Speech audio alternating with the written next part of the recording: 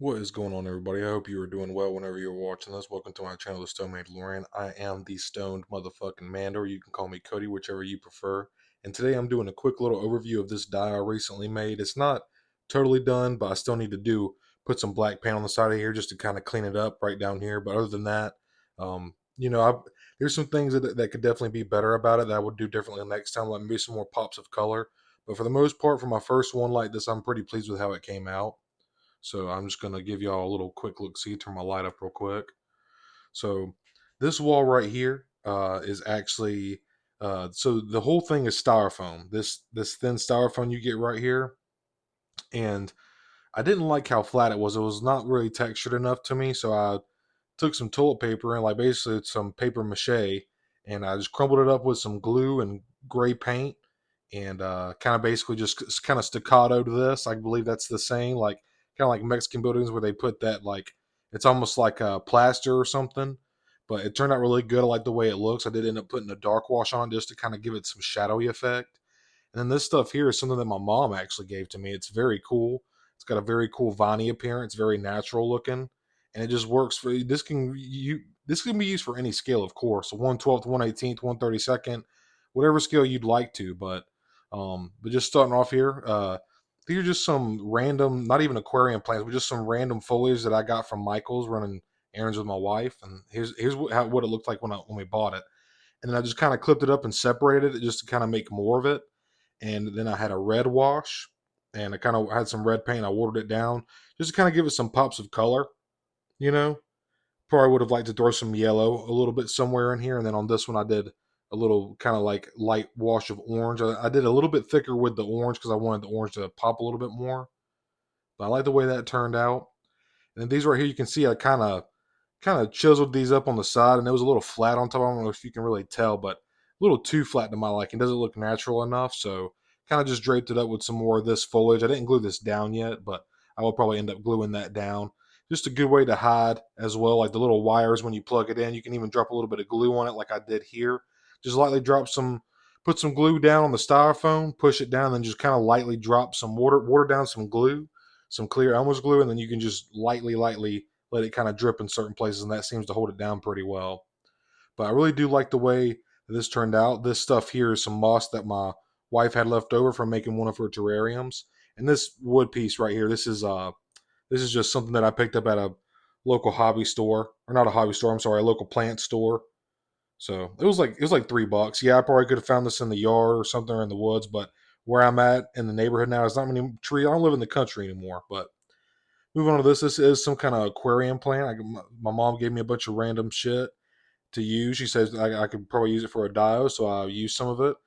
And this is some orange and red paint that I watered down. I wanted to give it a little more exotic looking, like I said, just to kind of give it a little pop of color. You know what I'm saying? It's a lot of green, but if you kind of, one more thing I wanted to say is the more you can mix up the textures here, the more textures you have, as long as you're not going like putting palms with like furs or nothing like that, it makes it look somewhat cohesive habitat or environment. You're pretty much good, man.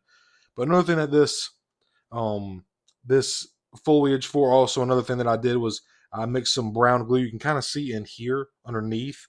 I mixed some brown glue and paint and just kind of covered this everything underneath the ground.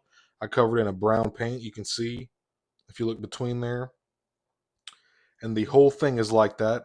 And then I did the glue, and then I mashed it down. Then I kind of just did the what I did over here with the watered down Elmer's glue, just to make it a little more, not, you don't want it watery, you don't want it wet, because then the styrofoam will suck it up, depending on what type of styrofoam or material you're using. But you want it just enough where it just kind of makes the glue drip a little bit. You don't want it like watery like liquid. But yeah, just the mix of textures can really help bring it together. I really love the way this thing came together. Like I said, there may be some things that I would do different next time, but overall, I'm pretty pleased with it.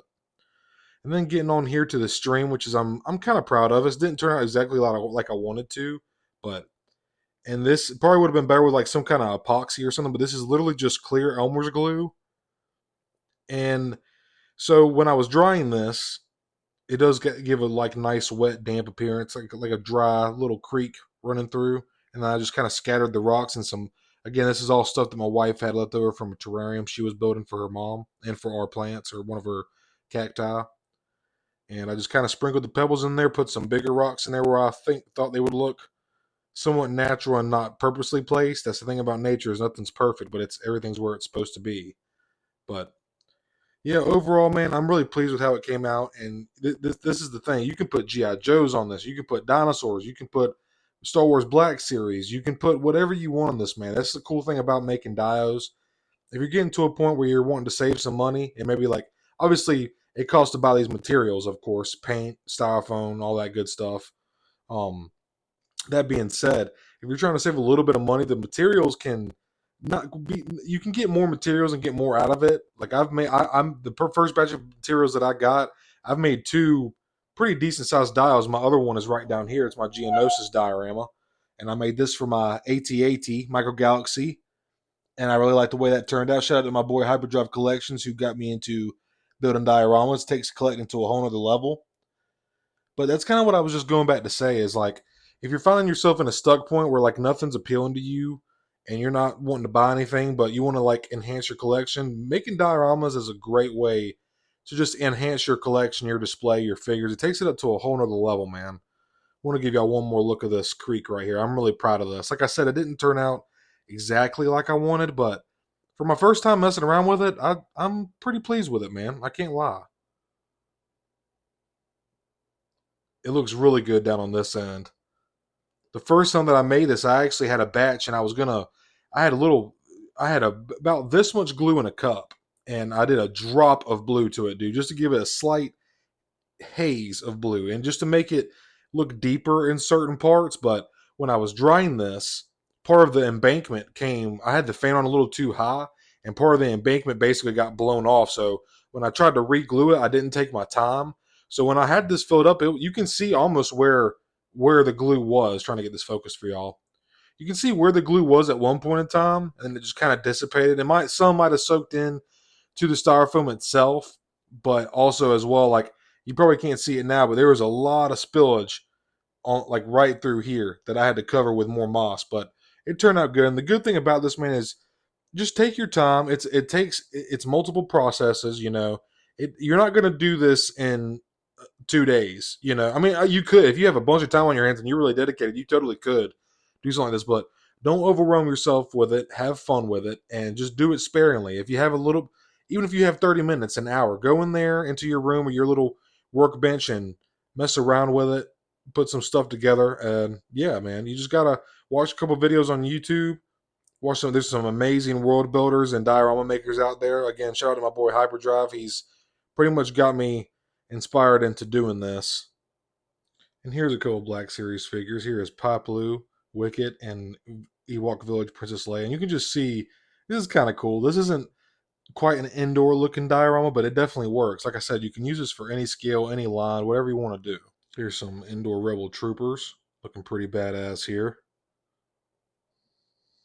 And y'all, I know the camera work for this video has been kind of shaky. I normally use my tripod, but I just wanted to be able to move around more freely and show y'all certain aspects of this dio. But as you can see here is the Hammond Collection, the Trociraptor, and the juvenile baby Triceratops. Just looking really cool, man. This is, like I said, just a great way to really like kind of make your display pop and just take your figures to a whole nother level.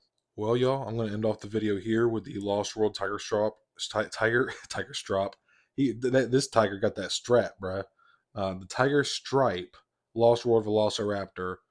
And yeah, man, I love this figure. I thought it'd be a good way to end things off. That orange just really pops against that green, like more neutral, natural looking background. But like I said earlier, just a great fun way. Just get in there, take your time with it, have fun with it. Don't take it too seriously. And don't overthink it. Just get in there, do one. If you don't like it, it is what it is. You learn something, you make mistakes, you change things, do differently next time. It's all about learning about the process and just having fun with it, man. But yeah, such a great time making this. I cannot express to y'all.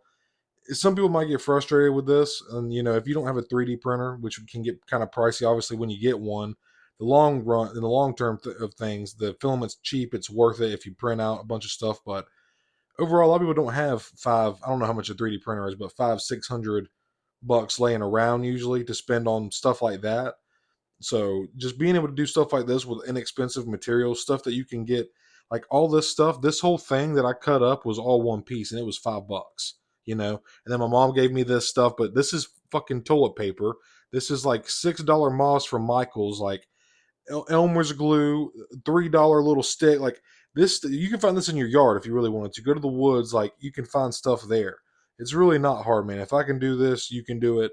It's a lot of fun. There's a lot of insane, just absolutely talented diorama builders, world builders. Shout out to my boy Timbo Toys. It's just, yeah, man. It really can take your collection and your collection in general, but your display to another level as well as your figures. But I'm gonna wrap it up here before I keep yapping. I appreciate y'all taking a few minutes to check this out with me. I hope you enjoyed it. If you did, consider subscribing and check out some of my other content. I'd very much appreciate it. I will see you next time.